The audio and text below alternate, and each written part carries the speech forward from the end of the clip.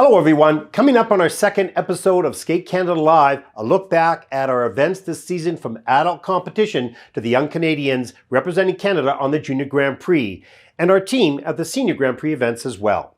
We'll take a look at a few highlights from our national championships and look forward to the upcoming World Junior Championships in Calgary and our world teams in Saitama, Japan and World Synchronized Championship in Lake Placid. And finally, we'll showcase the winners of the Skate Canada Skate With Us contest, special people with special stories.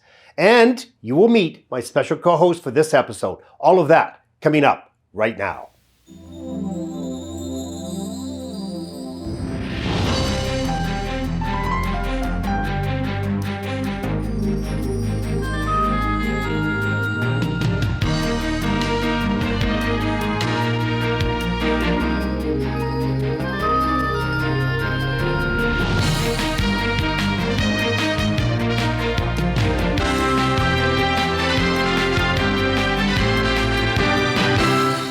Welcome everyone to Skate Canada Live Episode 2. I'm your host Ted Barton, and today it's my great pleasure to introduce to you my co-host Joni McPhil. Welcome, Joni. Thank you, Ted. It is great to be here. Let's get this show started.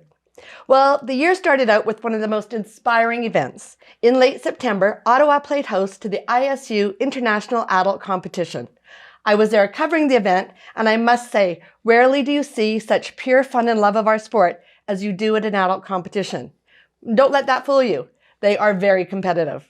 Well, you were ringside interviewing the skaters in the Kiss and Cry. Tell us a little bit about that experience. Yes, well, first they were shy about being interviewed after they skated. However, it soon became a highlight and the entire group would gather, making it a post-skate party in the Kiss and Cry. I also learned about tossies. And what are tossies, you ask? They are personalized gifts the skaters bring and then toss out to the skaters. However, you can't toss them onto the ice, so they have sweepers go through the stands with baskets, collect the tossies, and then deliver them to the skater in the Kiss and Cry. I also made some new friends and got a few tossies of my own. Yeah, I got some of the leftovers, I suppose. Well, this season on the Junior Grand Prix, as we move forward, there were 7 events, and Canada had great success, especially in ice dance in pairs. In pairs, Ava Ray-Kemp and Jonathan Elizarov of Manitoba took the silver medal in Latvia in week 2 of the Junior Grand Prix. Chloe Panetta and Kieran Thrasher from Ontario won bronze in Ostrava, and also taking home bronze from Riga, Latvia was Ashlyn Schmitz and Tristan Taylor of Saskatchewan. 3 medals from 3 teams from 3 different provinces, a good sign indeed. In ice dance, Canada brought back 5 medals and some wonderful performances. Jordan Lewis and Noah McMillan from Ontario won the bronze medal in Gdansk, Poland, and in Riga, Latvia, Sandrine Gauthier and Quentin Therian of Quebec continued their competitive journey, taking the silver medal. Well, no question, Joni, some outstanding results in ice dance and pairs on the Junior Grand Prix, but the highlights for sure come from Nadia Bashinska and Peter Beaumont of Ontario. They won both their Junior Grand Prix back-to-back events in Gdansk, Poland, and then after qualifying for the Junior Grand Prix final in Torino in early December, captured their very first major title of their careers. The performances were technically superb, emotionally clear for everyone to see, the music, the red violin, and here are a few highlights.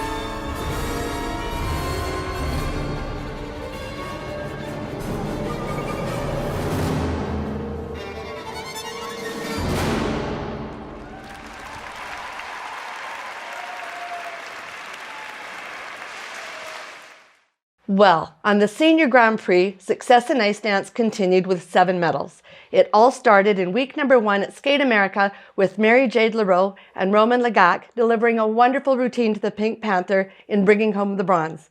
And I might say, surprising some of those in the ice dance world. Well, we'll mention more on the Grand Prix success in a bit, but the next event was Skate Canada International in Mississauga, and finally some fans in the building. Before we get to the results, Joni, you had a chance to speak to some of those fans. Yes, and they seemed thrilled to be back. And whether watching online or live in the arena, fans are loyal and passionate. I had a brief chat with them. Take a look. Joni here. Now it's time to talk to some of our fans. Follow me. So, when you come to a live event, what is it that you're missing at home? Getting up for a drink. Going to the bathroom. Okay, there are sometimes some little challenges here, but easily overcome. There's vendors everywhere. There's washrooms. We can still do that. Do you have any favorite skaters? Absolutely. Many favorite skaters. Unfortunately, a lot of them retired this year, but it's nice to see fresh faces and make new, pick new favorites, basically, is what we're going to be doing this week.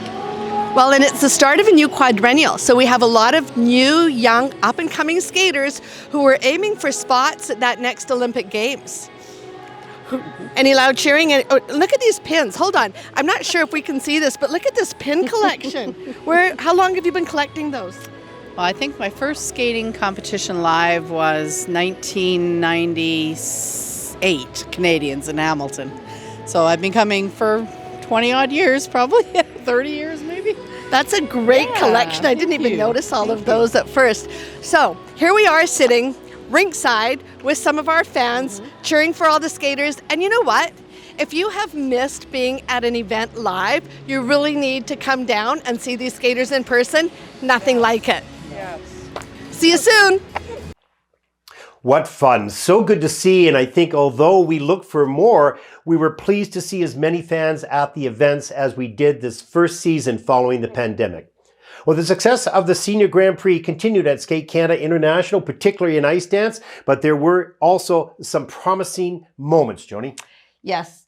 The women's event started out great for Canadian skaters with the return of Gabrielle Daleman, who found a special moment and skated a clean and emotional program in the short and found herself in second going into the free. And last year's national champion, Madeline Skeese's first time out in the new season, who mentioned she was a little unsure going into the short program, but skating at home, the adrenaline kicked in and Madeline also delivered a clean performance, taking her to top spot after the short.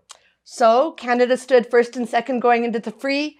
It was exciting. It was a surprise, but it was not to last. Yes, and there were some new faces and surprising performances and results in the women's event, and that trend continued in the men's event, where Keegan Messing produced a fourth place finish, just over 2/10 away from a bronze in his last competitive season and Skate Canada event. And in pairs, Brooke McIntosh and Benjamin Mimar, in their very first Senior Grand Prix season, ended up a very respectful fourth place in their Senior Grand Prix debut. For Canadian fans, it was again the ice dance providing not only top results, but also some special and emotionally charged performances. Winning the bronze at home was Marjorie Lajoie and Zachary Laga, bringing something different to their repertoire, skating to the beautiful and sensitive program of the White Crow. And by the end, brought the fans to their feet, and a very special moment at Skate Canada International. The highlight through the whole event was the unveiling of an 11-year-old program concept for Piper Gillies and Paul Poirier as they brought to life and on the ice the story of Evita. Where do we go from here? This isn't where we intended to be. We had it all. You believed in me. I believed in you. Have I said too much? There's nothing more I can think of to say to you. But all you have to do is look at me to know that every word is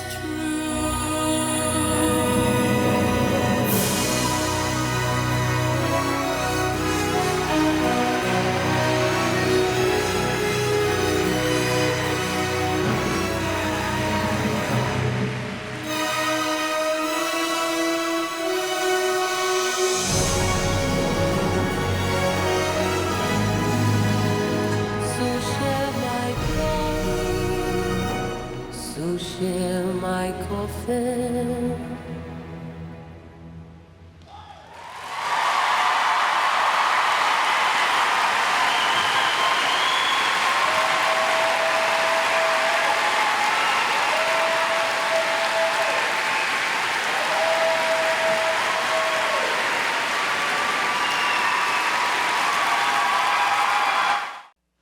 Something very special indeed. And of course, they took this into the next Grand Prix event and the Grand Prix final in Torino and won both events. At least to this point, a brilliant year for Piper and Paul. No question. But there have been some challenges early in 2023 for Piper and Paul. Piper had appendicitis in late December and they had to withdraw from the Nationals in Oshawa and also a late withdrawal from 4 continents. I'm sure just all a precaution, giving lots of time for full recovery in preparation for Worlds in Japan in March. Well, one had to regard Skate Canada International as somewhat of a success and maybe on the road back to some state of normal. But as the Grand Prix season progressed, Canada continued to have success in pairs and dance, winning a total of 7 dance and 3 pair medals in the Grand Prix series. For many of us, we then went to Winnipeg for the Junior and Senior Challenge event, the qualifying competition for Nationals in January.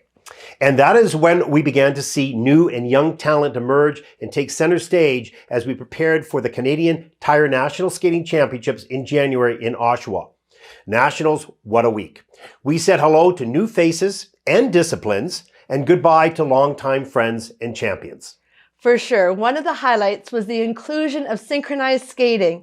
And even though scheduling was complicated and challenging, it was a huge success, bringing together the whole podium pathway family for a national championships. Well, in juniors, we saw some terrific skating in both the women's and ice dance events with interesting battle for the men's junior title. There were only 5 teams in the junior pairs, but we are encouraged by seeing 19 teams in the pre-novice challenge event a little bit later in January. In senior, there were 2 titles retained by last season's champions and 2 that produced new Canadian champions. In senior women, defending champion Madeline Skises showed her champion pedigree by fighting her way back on top of the podium.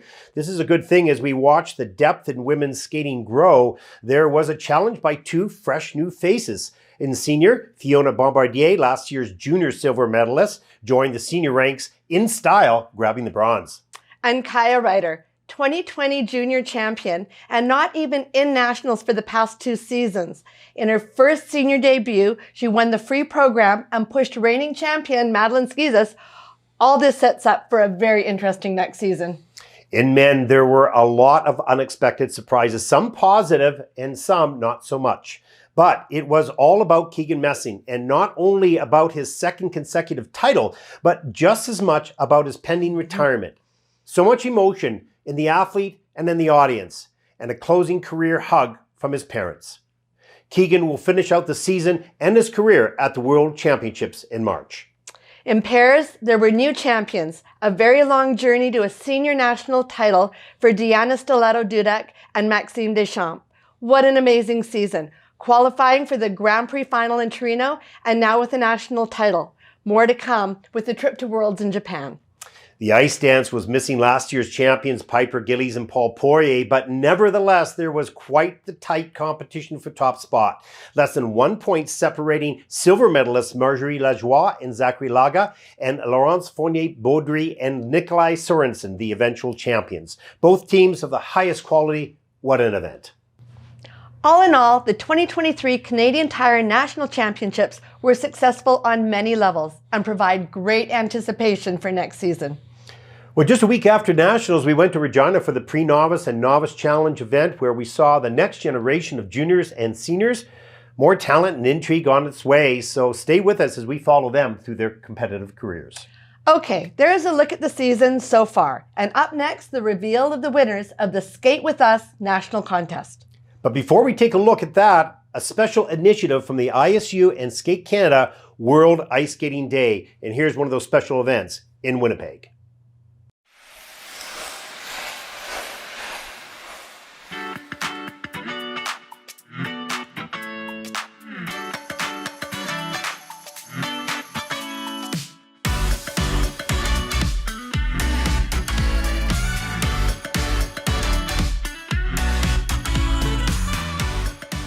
Welcome to Winnipeg. I'm Dr. Shay Zakuski with Skate Canada, and we are here to celebrate the first inaugural World Ice Skating Day. And World Ice Skating Day is a single day specifically to celebrate the fun and the joy of ice skating across the globe. We have 78 countries participating. We have members of our Next Gen and national team here to help out with the delivery of this day. Lots of fun, lots of smiles, and a great way to celebrate this first day of World Ice Skating.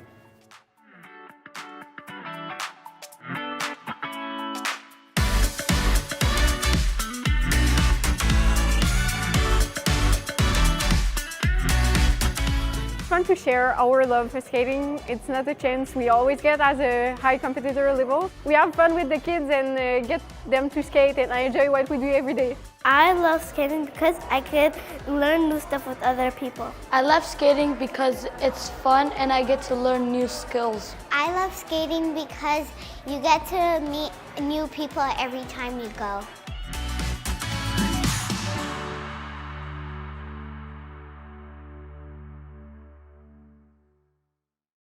Well, Joni, what a great initiative by the ISU and Skate Canada, the World Skating Day. It was a lot of fun from coast to coast on a number of communities, of course. And another new initiative from Skate Canada, which was a contest designed to engage our skating community across our country in telling their stories and showcasing their talents.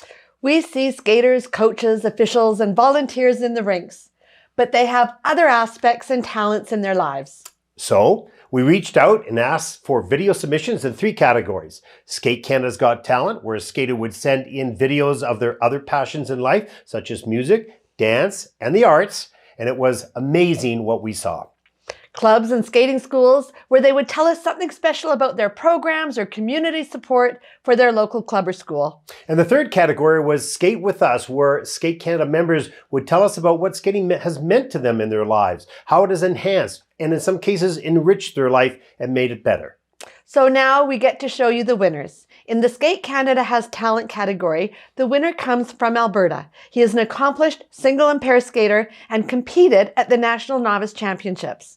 But his talent is not only on the ice, and as you will see, he has a style with such detail off the ice and was voted the winner for Skate Canada Has Talent. Take a look at the work of Christopher Hammer. Initiate phase 1.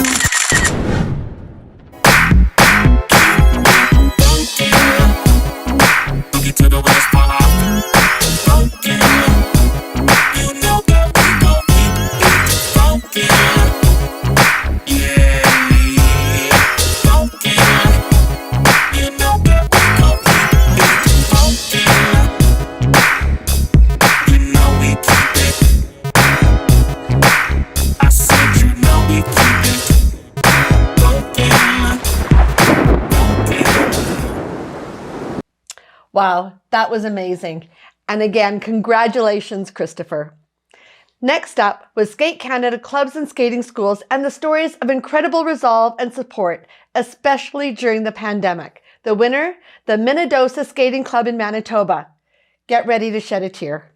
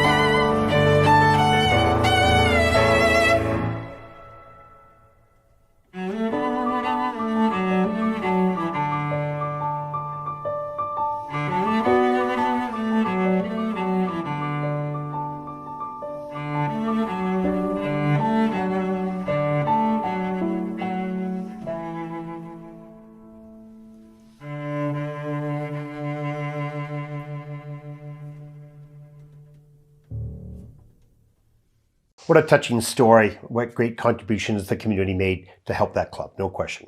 The final category was Skate With Us, where a skater would tell us how skating has enhanced or enriched their life. We all know skating brings us something special, but putting it into words is not always easy. Take a look at what skating has meant to our winner, Elizabeth Kenyon.